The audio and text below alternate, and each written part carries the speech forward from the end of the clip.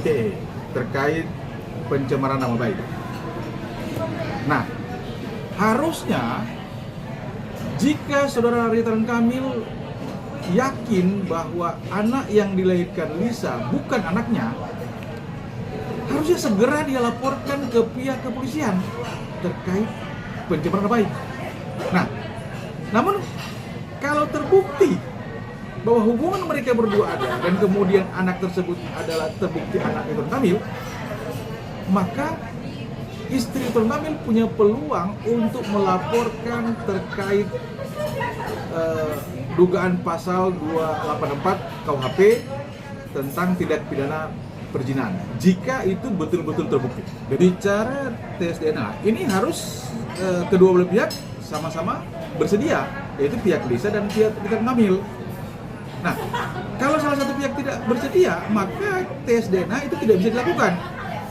Dan kemudian yang punya peluang untuk melaporkan ke pihak kepolisian bukan Lisa.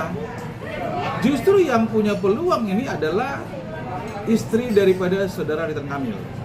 Nah, cuman kan tidak mungkin hal itu dilakukan oleh istri Ridwan Kamil.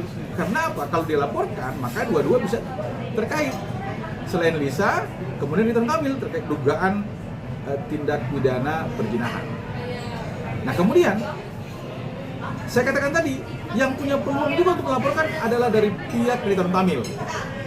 Jika memang dia merasa itu betul-betul bukan anaknya, segera laporkan. Jangan kemudian hanya klarifikasi sana, klarifikasi sini. Laporkan saja. Kemudian nanti diuji apakah pengakuan Lisa itu betul-betul benar adanya atau bisa terbukti. Kalau tes DNA memang harus dilakukan, sekali lagi saya katakan tadi, harus dua belah pihak sama-sama setuju, sepakat. Kalau tidak ada salah satu pihak yang mau atau Ridwan Kamil nggak bisa, kecuali ada laporan dari tadi istrinya atau pihak Lisa ini hanya bisa melakukan gugatan keberatan.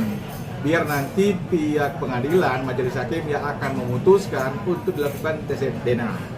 Kalau sudah terbukti nanti dalam hasil tes DNA bahwa sel darah daripada anak kecil dan Ridwan Kamil itu sama-sama sesuai, ada genetik di sana, maka Lisa bisa melakukan gugatan keberatan terkait anak tersebut. Kalau memang betul-betul dalam hasil tes DNA Ridwan Kamil memiliki genetik atau sel darahnya kedua belah pihak ini, anak kecil dan Ridwan itu ada kecocokan, maka tes DNA itu bisa dijadikan pembuktian. Namun bicara pembuktian juga, tes DNA juga bukan salah satu alat bukti, harus ada bukti lain yang memperkuat, baru bisa diputuskan oleh nantinya kalau ke pengadilan majelis hakim. Demikian teman-teman. Kalau memang nanti tes DNA terjadi, kalau sama-sama siap ya, kemudian hasil tes DNA ini sama-sama cocok antara darah daripada si anak kecil dan Ridwan Kamil, maka saudara Ridwan Kamil harus bertanggung jawab atas anak tersebut.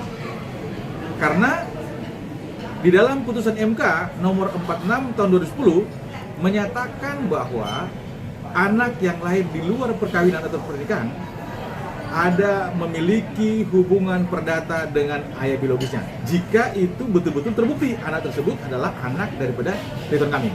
Kira-kira begitu. Kalau dari hasil tes DNA anak tersebut bukan anak saudara Ridwan Kamil, maka menurut saya pihak saudara Ridwan Kamil, apalagi pengacara, harus betul-betul segera laporkan, tegas laporkan saudari Lisa Mariana ini terkait dugaan pasal pencemaran baik.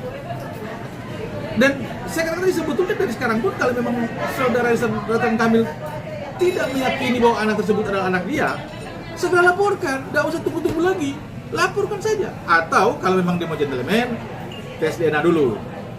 Nah itu kita salut juga angkat topi kalau memang dari saudara Ridwan Kamil mau gentleman untuk melakukan tes DNA. Cuma kan pihak mereka sudah menyatakan bahwa harus melalui jalur hukum baru bisa mereka bersedia untuk melakukan tes DNA.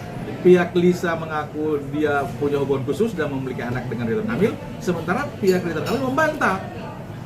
Nah, yang bisa menentukan ini ketika nanti ada laporan jalur hukum, baru bisa nanti ketahuan ini kebenaran seperti apa. Apakah pengakuan Lisa ini yang terkait hubungan khusus dan punya anak betul-betul terbukti ketika adanya tes DNA. Itu paling penting. Maka kebenaran di situ, kebenaran sesungguhnya akan terungkap di situ. Karena memang bicara mereka berdua kan tidak ada yang lihat, hanya Lisa dan saudara Ridwan Kamil dan Tuhanlah yang tahu. Tidak ada satu orang yang punya tahu. Kalau bicara cuma chatting kemudian ada rekaman, itu tidak, bukti-bukti yang tidak muat. Karena kan harus jelas, ada, kalau Lisa mengaku kemudian Ridwan Kamil mengaku juga ada hubungan, itu mungkin bisa dijadikan sebagai alat bukti yang kuat, maka kebenaran itu bisa terjadi. Ini kan belum bisa, ini masih belum bisa kita berspekulasi bahwa mereka terjadi kebenaran. Cuma memang tanda tanya, kenapa pihak Ridwan Kamil tidak tegas untuk melaporkan saudari Lisa ini? Kalau memang dia betul-betul tidak melakukan sesuatu hal yang layaknya seorang suami istri, ataupun dia yakin bahwa itu bukan anaknya.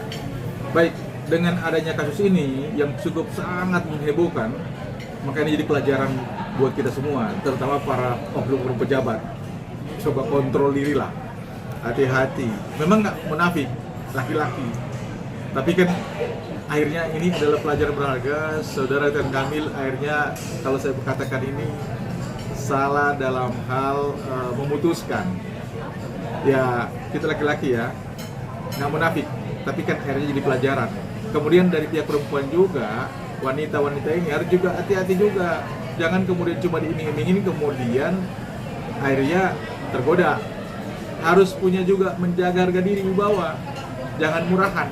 Ini kan akhirnya seperti Lisa ini kan akhirnya dibully oleh netizen. Bayangkan masyarakat Indonesia membuli dia, termasuk saudara Ridwan Kamil. Ini pelajaran juga bagi oknum-oknum pejabat yang mau bermain api. Kan begitu. Ini risiko. Hidup ini adalah pilihan. Jika itu benar terjadi, dan ini pilihan daripada saudara Ridwan Kamil.